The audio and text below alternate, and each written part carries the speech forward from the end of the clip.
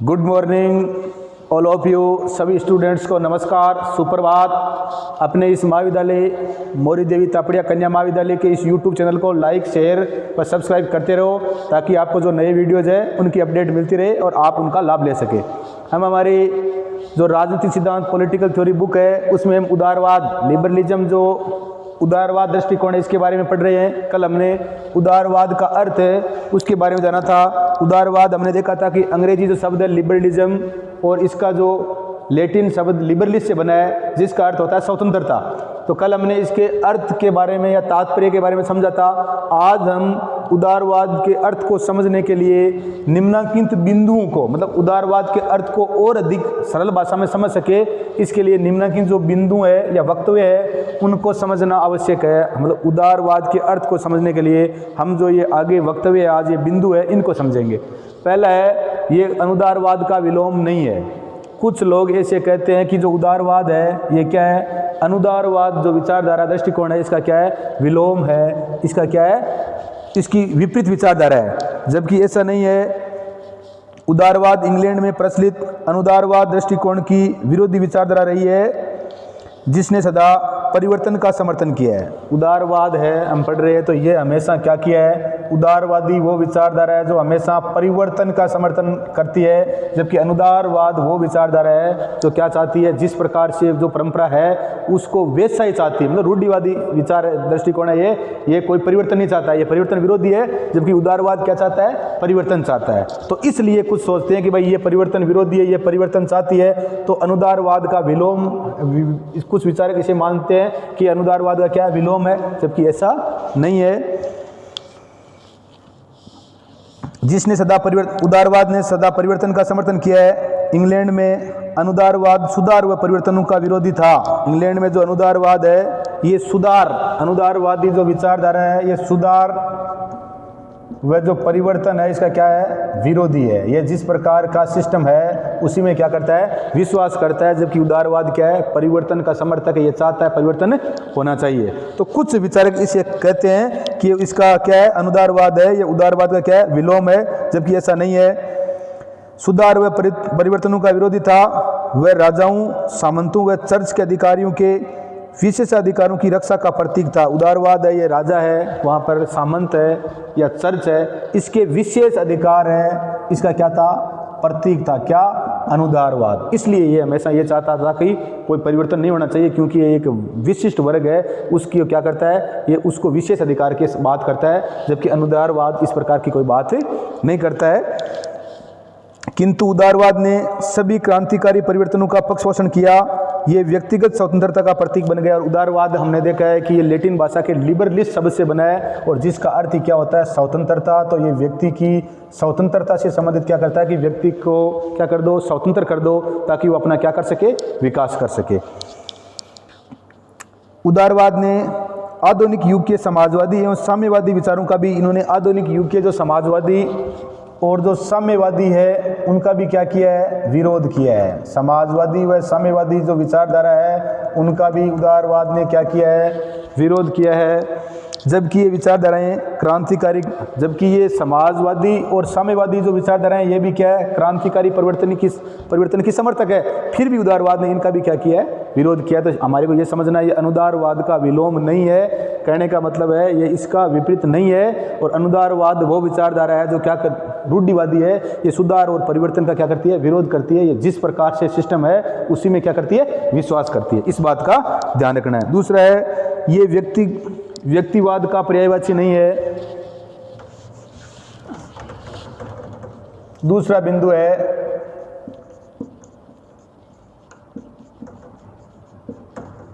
ये व्यक्तिवाद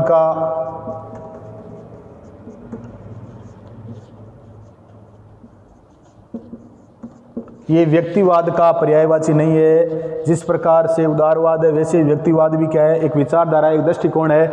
और ये क्या करता है, व्यक्ति की स्वतंत्रता की बात करता है। ये क्या करता है, व्यक्ति की स्वतंत्रता की बात करता है कि व्यक्ति को क्या कर दो, स्वतंत्र कर दो। और व्यक्ति को ये क्या मानता है, साध्य मानता है। और दूसरी जो संस्थाएं हैं उनको क्या मानते हैं, साधन मानते हैं।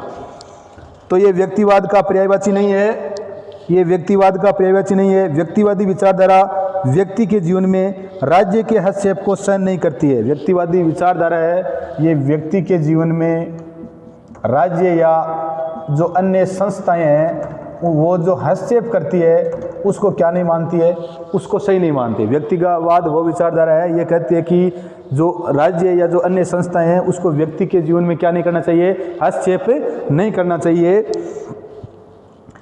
हस्तक्षेप को सहन नहीं करती है। जबकि आधुनिक युग में उदारवाद ने व्यक्तिवादी दृष्टिकोण से आगे बढ़कर राज्य के सकारात्मक पक्ष को स्वीकार कर लिया है। हालांकि वैसे है दोनों एक जैसे ही, उदारवाद और व्यक्तिवाद दोनों ही परिवर्तन की समर्थक है। दोनों ये चाहती है कि व्यक्ति है वो क्या होना चाहिए, अधिक से अधिक व्यक्ति को स्वतंत्रता दी जानी चाहिए।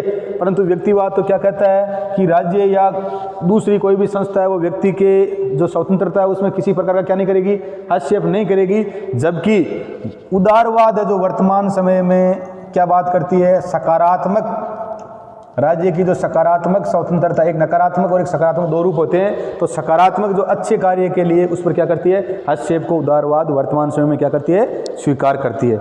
इस बात का ध्यान रखना है। आधुनिक युग में उदारवाद ने व्यक्तिवादी दृष्टिकोण से आगे बढ़कर राज्य के सकारात्मक पक्ष को स्वीकार कर लिया है और जनहित में राज्य द्वारा व्यक्ति के जीवन में हस्तक्षेप को ये अनुचित नहीं मानता। ये कहता है कि जनहित में अगर राज्य कोई जनहित में कार्य करता है और व्यक्ति के कार्यों में हस्तक्षेप करता है तो वो क्या नहीं, अनुचित नहीं है, वो उचित है। उस समय राज्य व्यक्ति के कार्यों में क्या कर सकता है, हस्तक्षेप कर सकता है। जबकि व्यक्तिवाद हस्तक्षेप का क्या करता है, विरोध करता है। तीसरा है, ये लोकतंत्र का पर्यायवाची नहीं है। तीसरा बिंदु है,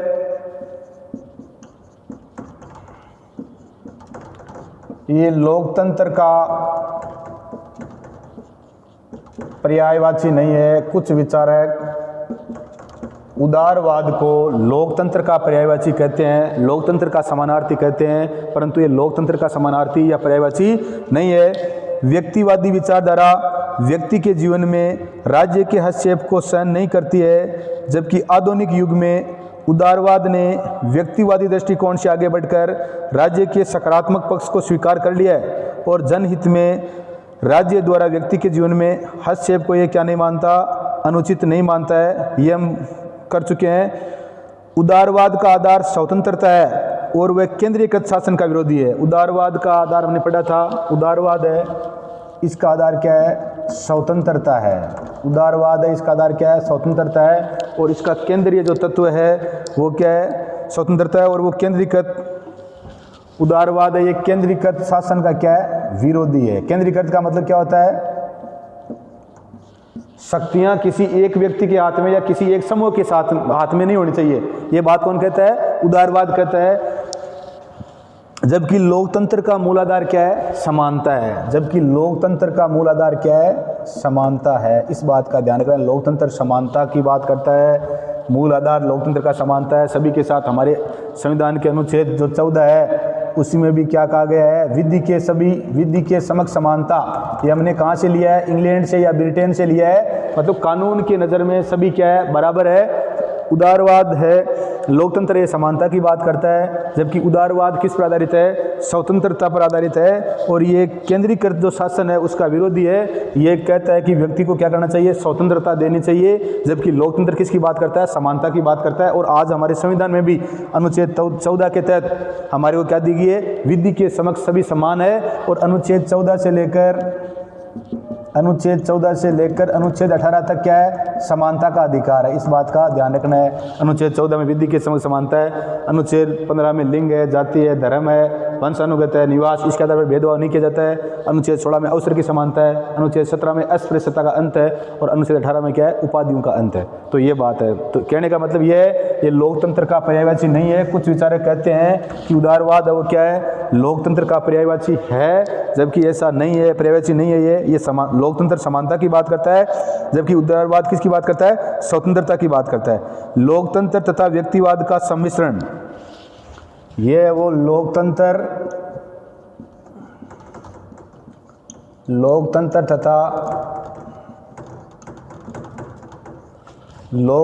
तथा व्यक्तिवाद का सम्मिश्रण, उदारवादी जो दृष्टिकोण है या उदारवादी विचारधारा है, ये लोकतंत्र तथा व्यक्तिवाद इन दोनों का क्या है, सम्मिश्रण है। उदारवाद लोकतंत्र तथा व्यक्तिवाद के विचारों का सम्मिश्रण है। ये लोकतंत्रीय शासन प्रणाली को उचित मानता है, उदारवाद है। ये दोनों का मतलब इसमें लोकतंत्र तथा व्यक्तिवाद दोनों ही विचारधाराएं हैं, इनका क्या किया गया है, सम्मिश्रण, दोनों का मिश्रण पाया जाता है किसमें, उदारवाद में। और ये लोकतंत्र जो शासन प्रणाली है इसको क्या मानता है, लोकतंत्रीय शासन प्रणाली को उचित मानता है। उदारवाद है, ये लोकतंत्रीय शासन प्रणाली को क्या मानता है कि लोकतंत्रीय शासन प्रणाली है वो क्या है, उचित है, ये सही है।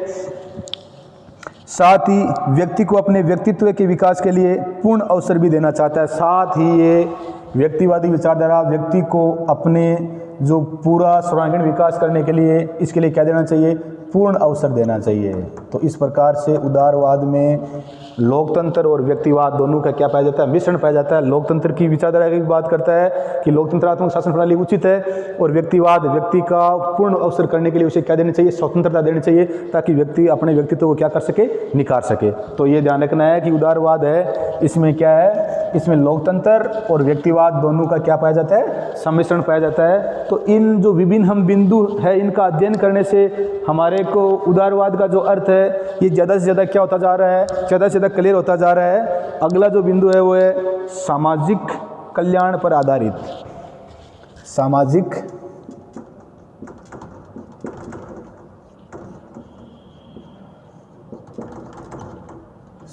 कल्याण पर आधारित। उदारवादी जो विचारधारा है वो किस पर आधारित है, सामाजिक कल्याण पर आधारित है। ये व्यक्ति की स्वतंत्रता को उस सीमा तक सीमित करने का समर्थन करता है जहाँ तक सामूहिक हितों की प्राप्ति हेतु क्या है, उचित है। उदारवादी विचारधारा कहती है कि ये व्यक्ति की स्वतंत्रता है, उसको क्या कर सकते हैं, राज्य अगर जनहित में चाहे, जहाँ पर सामूहिक लोगों की सुरक्षा है, उसको अगर कोई क्षति पहुँचती है तो वहाँ तक मतलब जनहित के कार्य के लिए क्या कर सकते हैं, व्यक्ति के जो व्यक्तित्व है उसमें क्या कर सकते हैं, हस्तक्षेप कर सकते हैं, या व्यक्तिगत कार्यों में क्या कर सकते हैं, हस्तक्षेप कर सकते हैं, जहाँ पर सामूहिक को नुकसान हो या जनहित कार्यों के लिए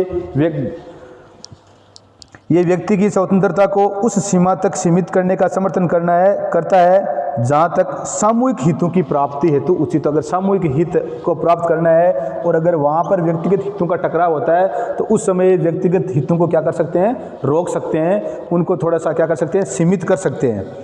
इटली का एक विचारक है जियोवानी सार्टोरी, उसने कहा है, सार्टोरी इटली का विचारक है जियोवानी सार्टोरी, राजनीतिक विचारक है ये, इसने कहा है साधारण शब्दों में उदारवाद, सार्टोरी ने कहा है साधारण शब्दों में, जियोवानी सार्टोरी इटली का विचारक है राजनीतिक, और यह कहता है साधारण शब्दों में उदारवाद व्यक्तिगत स्वतंत्रता, न्यायिक सुरक्षा, व्यक्तिगत स्वतंत्रता, न्यायिक सुरक्षा, व्यक्तिगत स्वतंत्रता, न्यायिक सुरक्षा तथा संवैधानिक राज्य का सिद्धांत व व्यवहार है,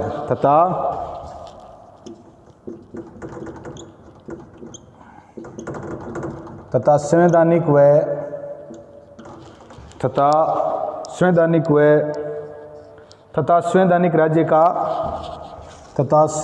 राज्य का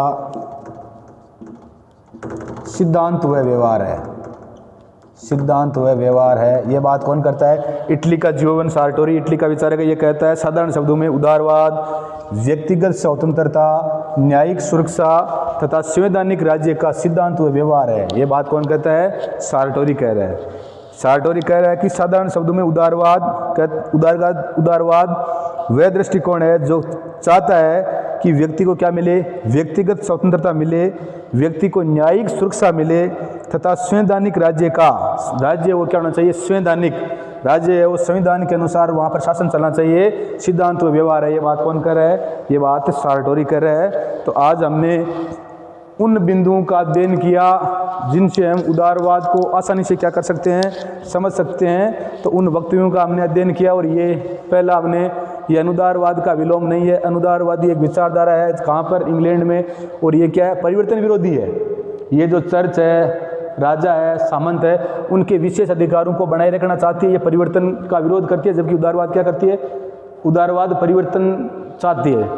दूसरा, ये व्यक्तिवाद, कुछ विचारक कहते हैं कि व्यक्तिवाद का पर्यायवाची है, जबकि ये व्यक्तिवाद का पर्यायवाची नहीं है। व्यक्तिवाद और उदारवाद में क्या है, व्यक्तिवाद तो कहता है कि व्यक्ति को पूर्ण रूप से क्या कर दो, स्वतंत्र कर दो, जबकि ये कहता है कि जनहित में व्यक्ति के जो अधिकार है या स्वतंत्रता को क्या कर सकते हैं, सीमित कर सकते हैं। तीसरा, ये लोकतंत्र का पर्यायवाची, कुछ विचारक इसे लोकतंत्र का पर्यायवाची मानते हैं, परंतु ये लोकतंत्र का पर्यायवाची नहीं है, क्योंकि लोकतंत्र किसका आधार है, समानता का, जबकि उदारवाद किसका है, स्वतंत्रता का। अगला है लोकतंत्र तथा व्यक्तिवाद का यह सम्मिश्रण है। उदारवादी ऐसा दृष्टिकोण है जिसमें लोकतंत्र तथा व्यक्तिवाद दोनों का क्या पाया जाता है, मिश्रण पाया जाता है। ठीक है। और पांचवा है ये सामाजिक कल्याण, उदारवाद है सामाजिक कल्याण पर आधारित है। ये ऐसा कहता है कि व्यक्ति को अपने व्यक्तित्व का विकास करने के लिए किसी प्रकार का हस्तक्षेप नहीं करना चाहिए, परंतु अगर सामूहिक हितों की बात आ जाए, अगर राज्य के नागरिकों के हितों की बात आ जाए, जनहित की बात आ जाए, तो वहाँ पर सामूहिक हित के लिए किसी एक व्यक्ति के हितों को क्या कर सकते हैं, स्वतंत्रता में हस्तक्षेप कर सकते हैं, ये बात कर रहे हैं। और सार्टोरी ने ये परिभाषा दी है, साधारण शब्दों में उदारवाद व्यक्तिगत स्वतंत्रता, न्यायिक सुरक्षा तथा संवैधानिक राज्य का सिद्धांत व व्यवहार है। तो हमने हमारी इस क्लास में आज उदारवाद के अर्थ को समझने के लिए विभिन्न जो बिंदु है इनका क्या किया, अध्ययन किया, और इससे हमारे को उदारवाद का जो अर्थ है हम अच्छी तरह से क्या कर सके हैं, समझ सके हैं। तो उदारवाद है, इसको अच्छी तरह से समझने के लिए इस हमारी क्लास है, इसका 2-3 बार अध्ययन कर लेना, और साथ में हमारी राजनीतिक सिद्धांत की जो उदारवादी विचारधारा है या दृष्टिकोण है इसको अध्ययन कर लेना। अपने वीडियो को लाइक, शेयर और सब्सक्राइब करते रहो। जय हिंद, जय भारत।